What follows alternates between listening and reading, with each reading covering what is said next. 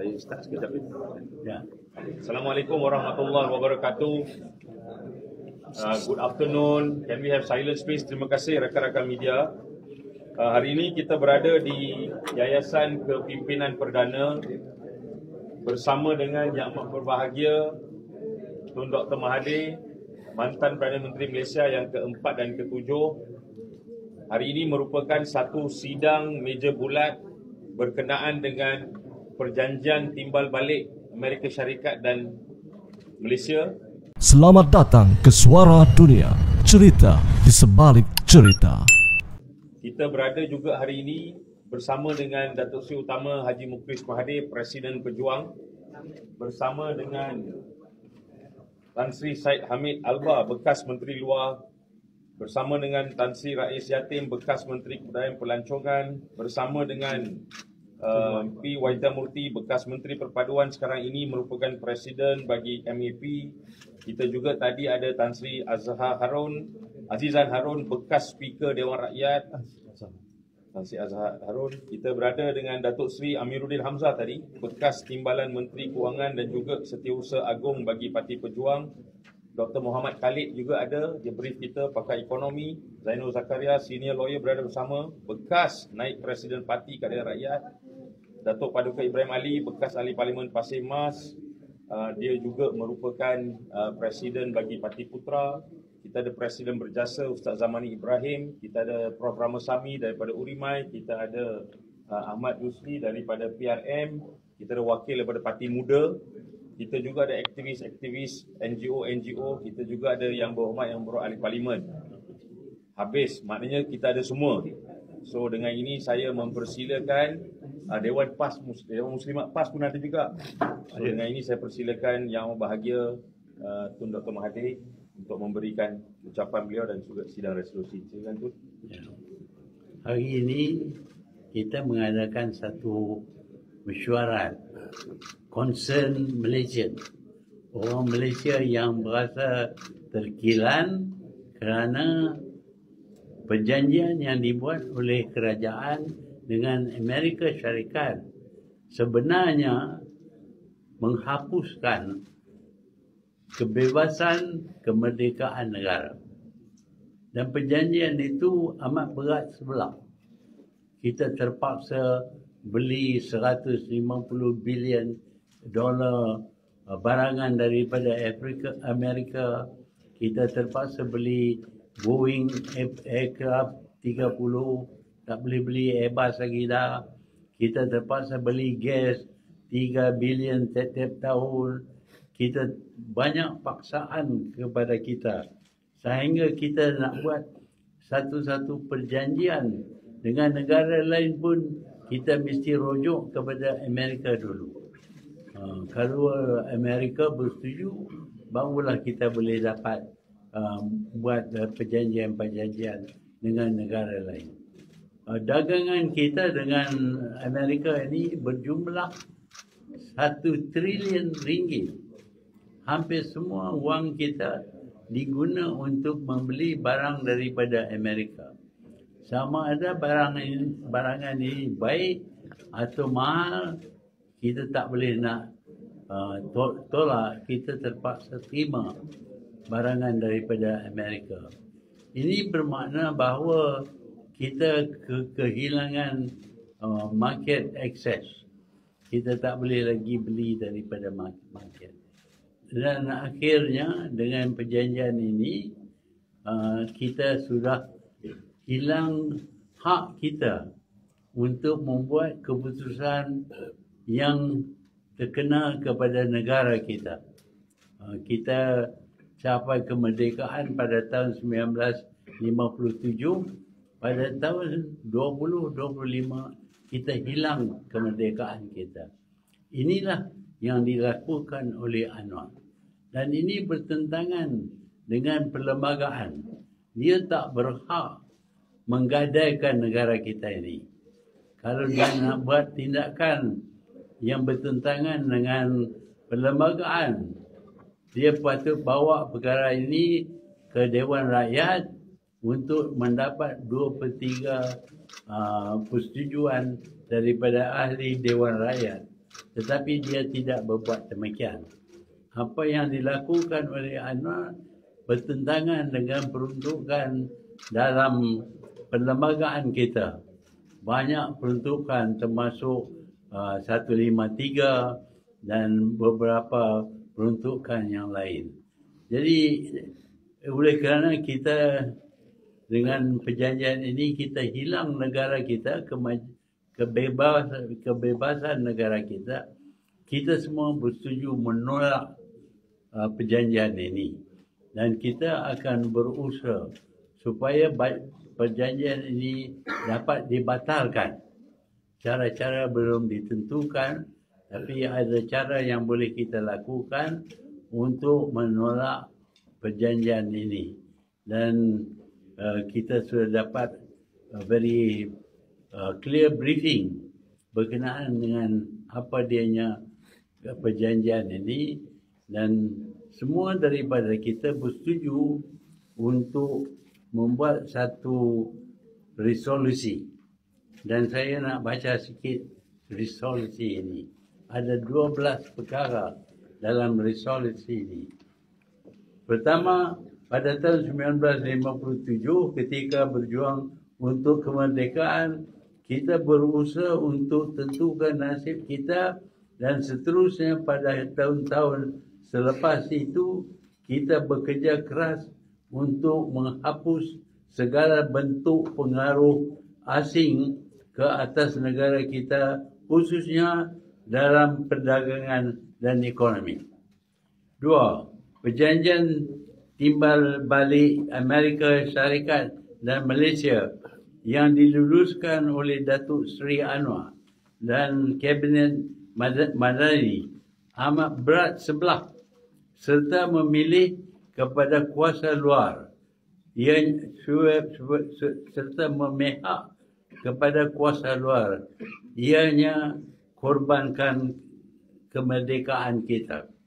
3. Perjanjian ini mengikat Malaysia kepada rentak tarian Amerika Syarikat dan menjadikan negara kita negeri naungan atau lindungan, a vassal state. 4. Perjanjian ini meletakkan Malaysia hilang kebebasan untuk berdagang secara terbuka dengan negara-negara lain dan perlu tunduk kepada syarat-syarat yang boleh ditentukan oleh Amerika Syarikat. 5. Rakyat Malaysia rata-rata telah menjalankan perniagaan perdagangan dengan pelbagai negara di dunia.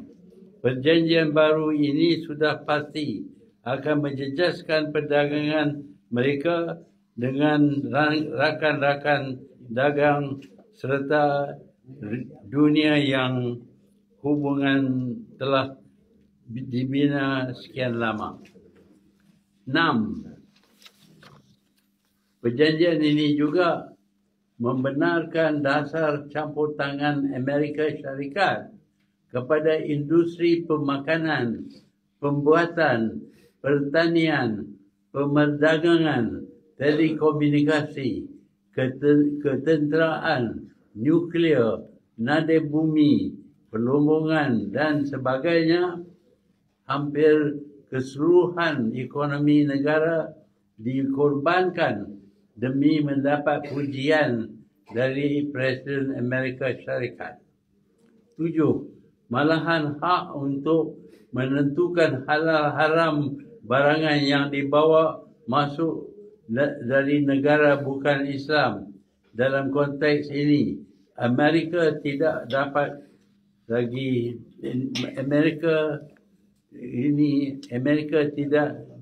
lagi ditentukan oleh negara kita.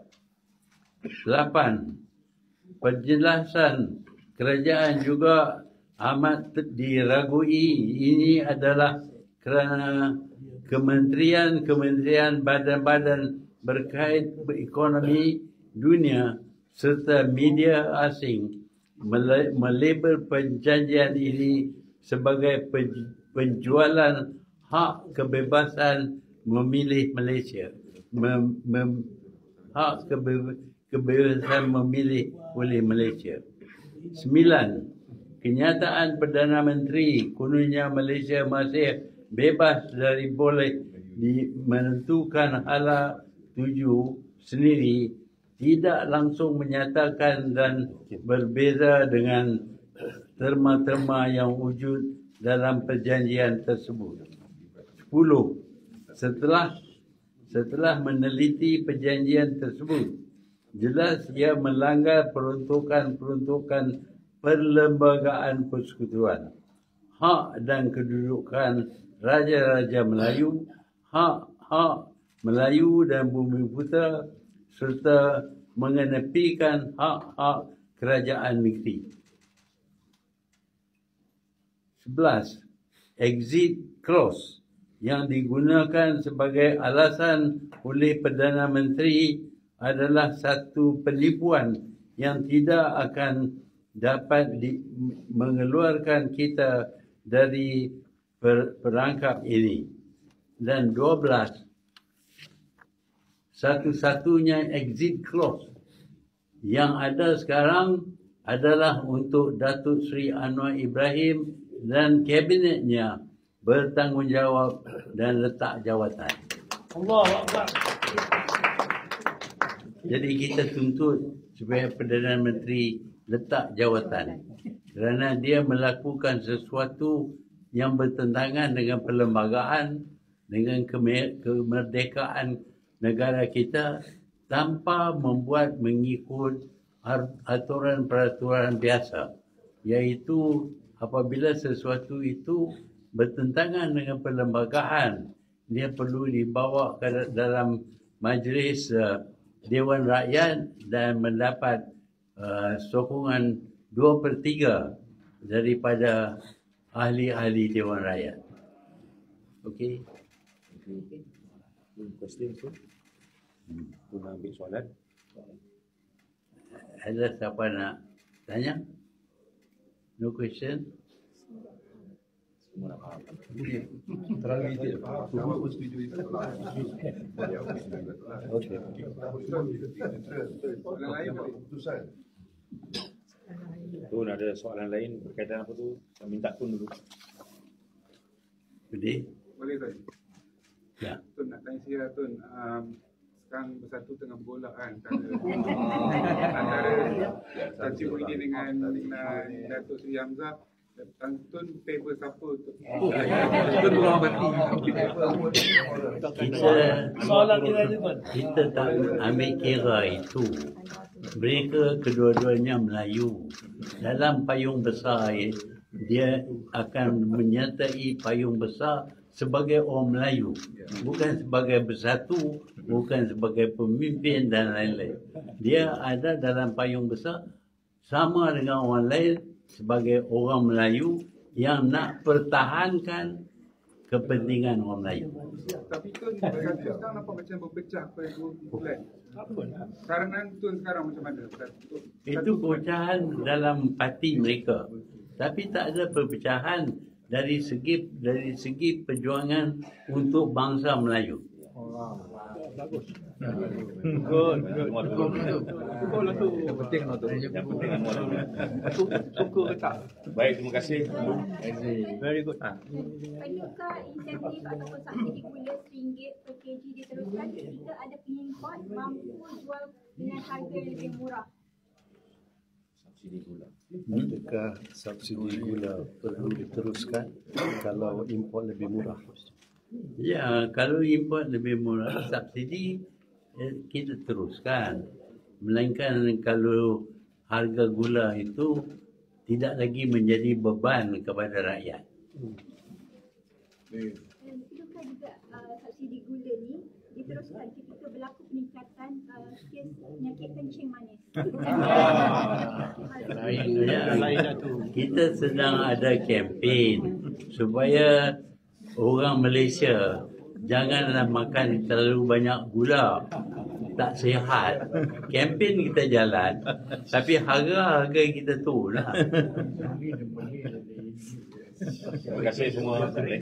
Terima kasih kerana menonton Suara Dunia. Jangan lupa untuk subscribe. Kita jumpa dalam cerita yang seterusnya.